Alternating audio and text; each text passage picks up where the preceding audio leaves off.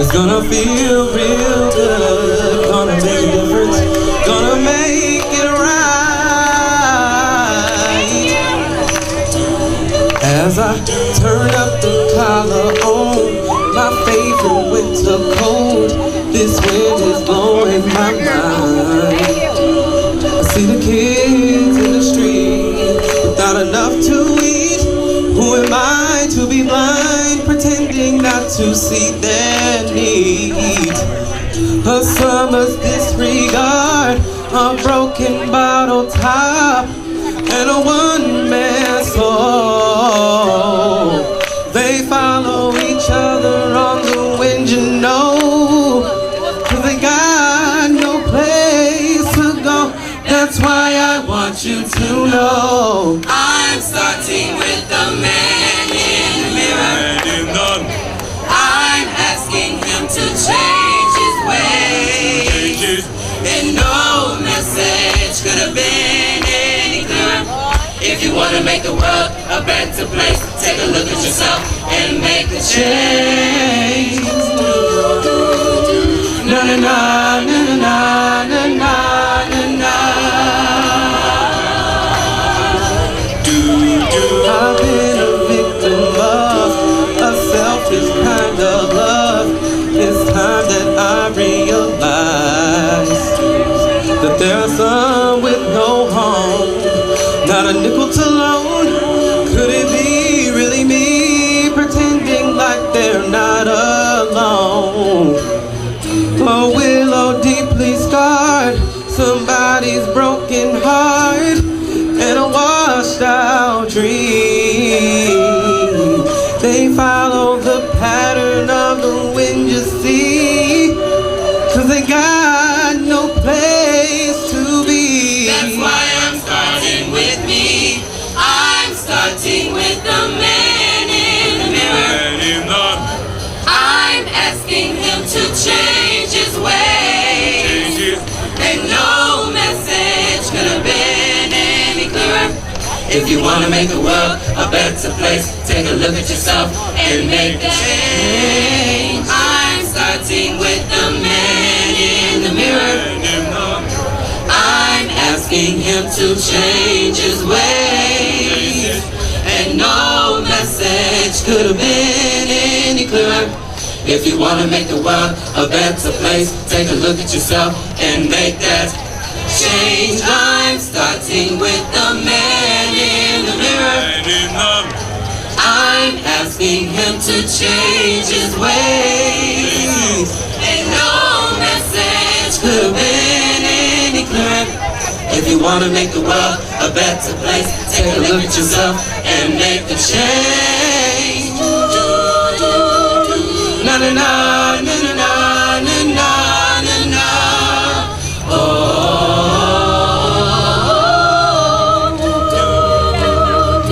Na na na na na na na na. Oh, make that change.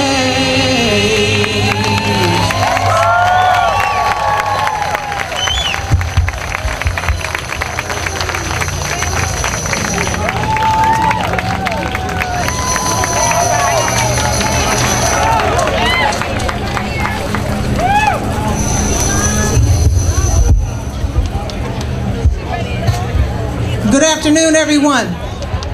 Good afternoon, everyone. Blessed are the peacemakers, for they shall be called the children of God. Blessed are the peacemakers, for they shall be called the children of God. We are united in peace today, therefore we represent children of God. Let's give ourselves a hand for peace today. I bring you greetings from the United Communities of America.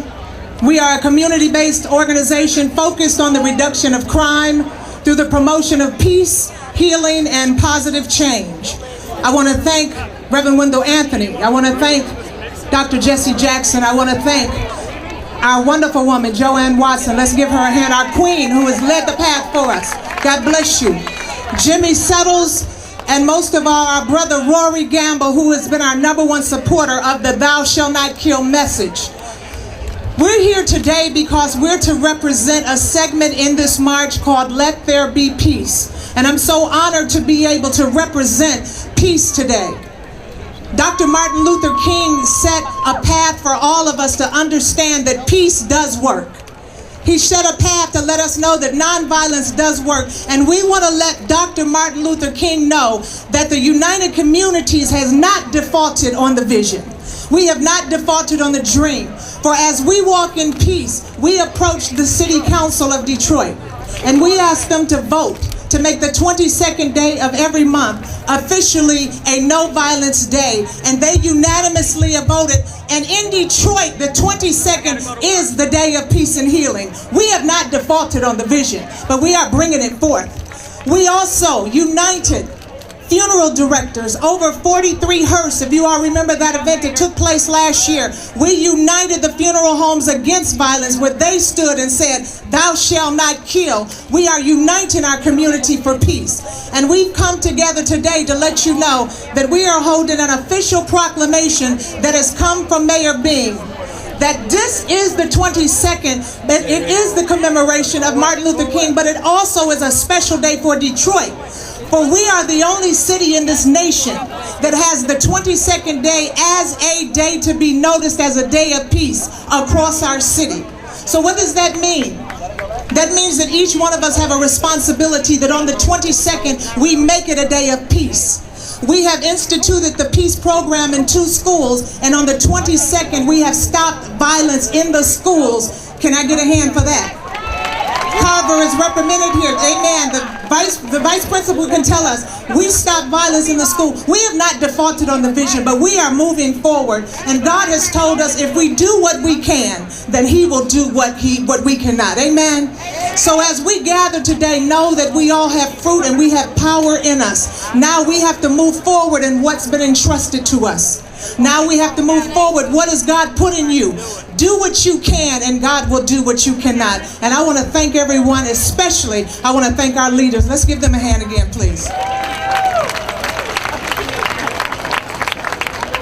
At this time, I would like to bring to you our Honorable Congressman, Honorable John Conyers Jr., Ranking Member, House Judiciary Committee.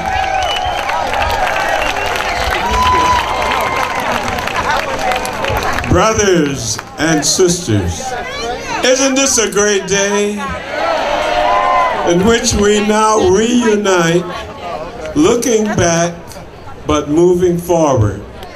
I want to begin by asking all of you to please come to Chicago for the Rainbow Push, July 6th. Reverend Jackson, how many will come there with me? I'm going to be there for Reverend Jesse Jackson and Rainbow Push. Please come if you can. Now, this is a movement that will never stop until jobs, justice, and peace are accomplished. And that's what Dr. Martin Luther King Jr. stood for. Jobs, justice, and peace. In the Congress, I have the Full Employment and Balanced Growth Act. It says that this country, the most powerful country in history, can easily put everybody to work if we put it at the top of our agenda and not at the bottom. We should be able to put everybody to work. God knows we need more bridges, roads, highways, schools, and housing. And so with your help, we're going to accomplish that. And with your help, we're going to get more people out registering and voting and making this great democracy really live up to the real meaning of what it stands for. And with your help, we can then move across the country and then around the world. You know, there are people that would give anything to be in our shoes, but there's too much unemployment. There are too many people that need universal health care. And that's what we're working on in the Congress. As the Dean of the Congressional Black Caucus, I send you their greetings and bless you and hope that you will join us in our activities. Thank you very, very much. Thank you. Just a quick announcement. If I could have all marshals to the back of this tent, all marshals to the back of the tent, please. Thank you very much. Ladies and gentlemen, here, you all care for a sign? As we all march today, we all march for various reasons, but we did march today. Some of us march for justice, some of us march for jobs, some of us march for peace, some of us march for other reasons. But the good thing is that we marched. And as we marched, I was thinking about Martin Luther King and how they marched in the civil rights movement, that there was a silent march because they didn't know what awaited them. They didn't know what dogs may be awaiting them, what fire hose may be awaiting them. There was a different spirit of fear.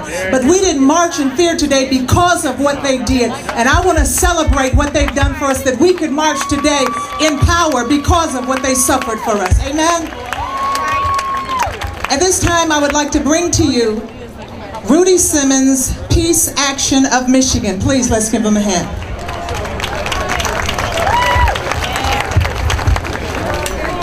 Good afternoon, friends. I've been a follower of John Conyers for years, and it's a pleasure and a privilege to be able to do that once again here on this occasion. I'm here, as was mentioned, as a representative of Peace Action of Michigan, the state chapter of a national organization which started out decades ago as Sane Freeze, you may remember, an advocate for peace and against nuclear weapons. You will also remember from Dr. King's writings and his speeches how he said that there were three great social ills afflicting this country at that time. And what were they? Racism, materialism, and militarism. I'm going to have my references to the last of those three. The opposition to militarism is a reflection of the idea of standing for peace. It was Dr. King who said so eloquently, as he said almost everything, that any country which year after year spends more for its military than it does for things of social uplift in that society is on its way to a spiritual death. Has that changed? Have his three ills changed all of these years later? I'm now going to be very presumptuous and guess what his view might have been of a few of the things that are going on today. Remember, I said this is presumptuous because one can never know for certain. But I ask you, would he be supporting the maintenance of the prison at Guantanamo today and the force feeding of so many of those prisoners who took a principled stand of nonviolence, of fasting, but are being force fed now? I think not. Would he have supported the use of drones, which kills a few of our enemies and kill hundreds and hundreds of innocent women, children, and men?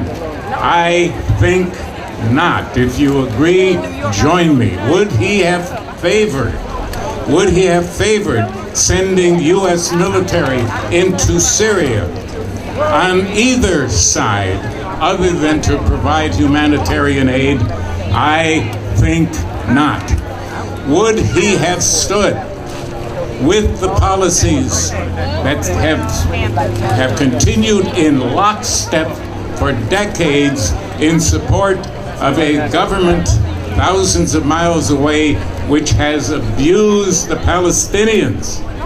I think not. And finally, would he have agreed it was good policy to extract tax dollars from the citizens of Detroit and send them abroad to kill people in other countries thousands of miles away?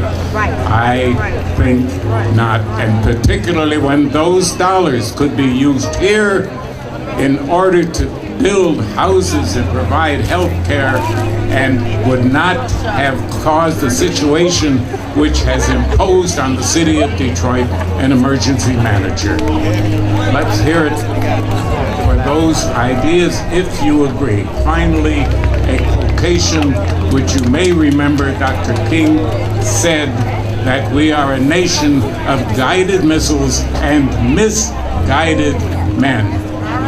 And quoting the other American who, with Dr. King, I believe were the two most admired Americans of the 20th century, Mrs. Eleanor Roosevelt, who said, "It is not enough to wish for peace. It is not enough to talk about peace. If you want peace, you must work at it." Thank you. If you all agree, I will see you in 2023. Right here.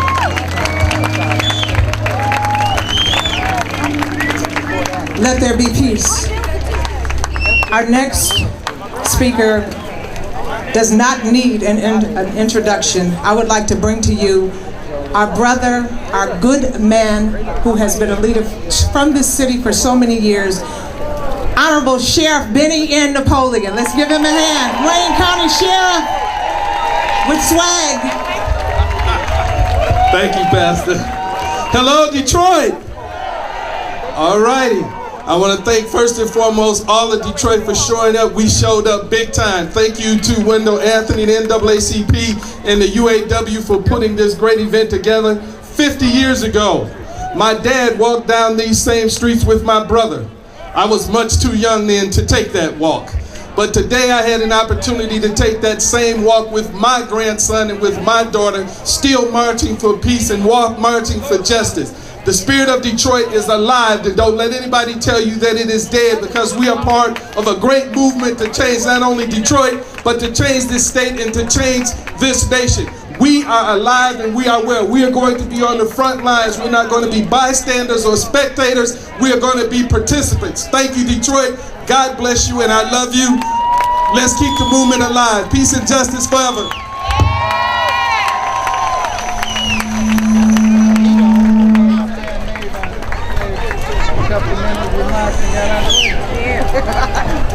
At this time, I would like to bring to you our next speaker.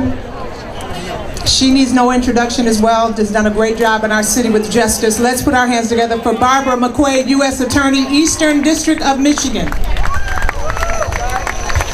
Good afternoon. Thank you so much. I am truly honored to be here among you, and I'm honored to have walked down the same path that Dr. King walked down Woodward Avenue 50 years ago.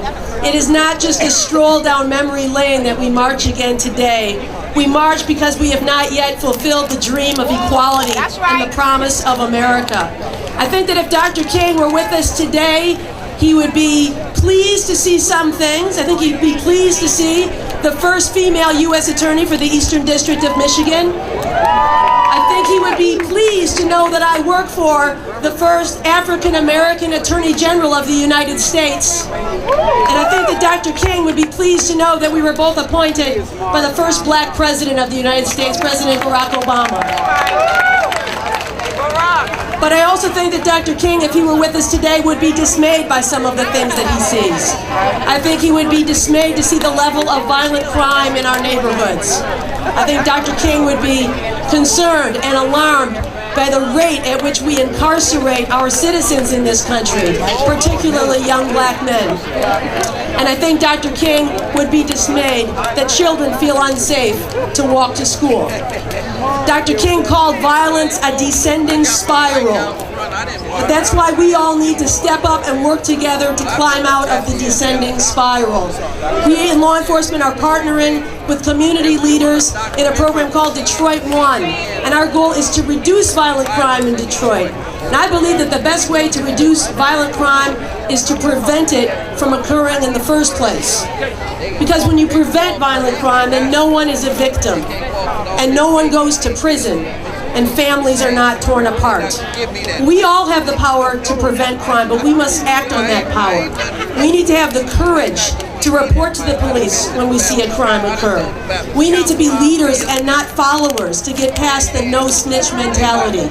We need to stand up and speak up to save a life. So let today be the day that we decided to seize our destiny and lift ourselves up out of that descending spiral, so that as we walk down Woodward Avenue in a year or 10 years or 50 years from now, we can revel in the glory of safe streets and productive citizens and children who are truly free. Thank you for joining me in the march toward peace.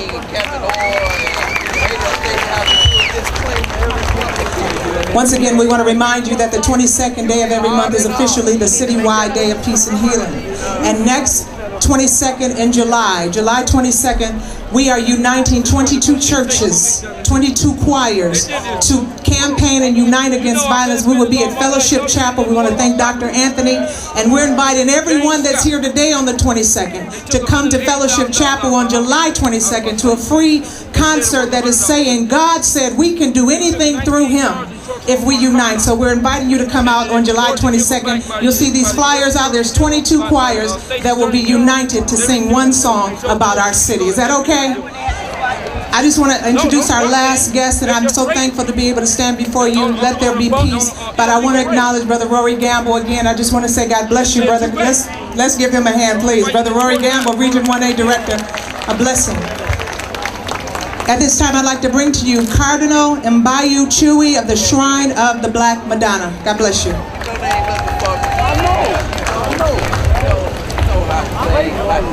In the spirit of Reverend Albert B. Clegg Jr., also known as Jeramogi Abebe Ajiman, Reverend C.L. Franklin, and all of the members of the original Detroit Council for Human Rights, we are here to honor their memory and to ensure that their sacrifices have not been in vain.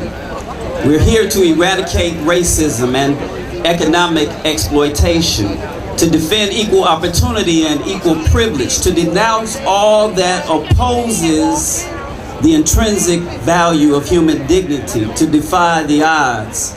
We are here to expose hierarchies of privatization and corporate greed, to serve notice to our enemies that we will work tirelessly to tear down false stereotypes, barriers, and justice and peace.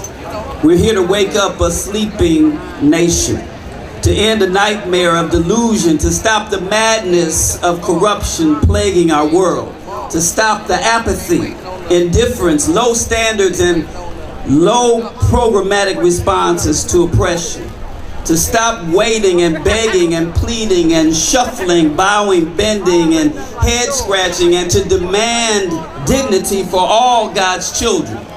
We're here because we're discontent, dissatisfied, and disenfranchised with the deceitful and dishonest dealings of the dominant powers that be.